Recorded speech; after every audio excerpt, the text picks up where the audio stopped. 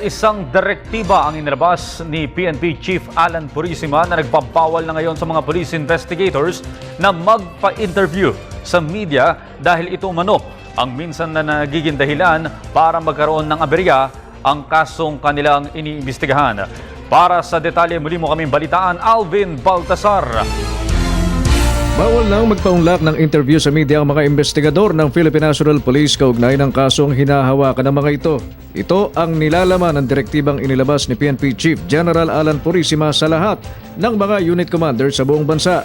Paliwanag ni PNP PIO Chief Police Chief Superintendent Ruben Teodoro Sindak, may mga pangyayari kasi na nalalagay sa kompromiso ang mga follow-up operation nila sa isang krimen na kanilang iniimbestigahan.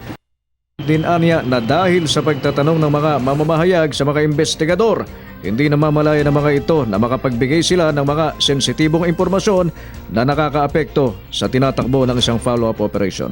Iniiwas yung mga taong kunyari nasa operations or nasa investigation should refrain from releasing undue or making undue disclosures. Minsan naman anya ay nakapagbibigay na ng maling impormasyon at sarili anyang opinyon sa kaso ang kanilang investigador dahilan para malagay sa alanganin ang imahe ng pulisya. Dahil dito, tanging mga itatalang tagapagsalita ay ang mga chief of police na lamang at sila ang maaring ma-interview ng mga kagawad ng media para makuha ang kailangang impormasyon sa isang kaso o krimen. Pero nilinaw ni Sindak na maaari pa rin namang magsalita sa media ang mga investigador kung itatalaga itong tagapagsalita ng kanyang superior.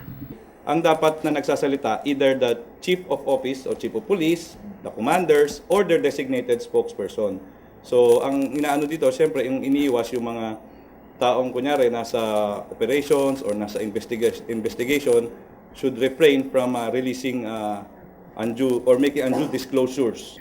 Giit ni Sindak, ang kautosang ito sa mga investigador, subalit mas sinihigpitan lamang umano ngayon ni General Purisima ang sinumang police investigator na masusumpungang magbibigay pa rin ng impormasyon sa media ay maaari umanong kasuhan ng insubordination. Para sa Telebisyon ng Bayan, Alvin Baltasar.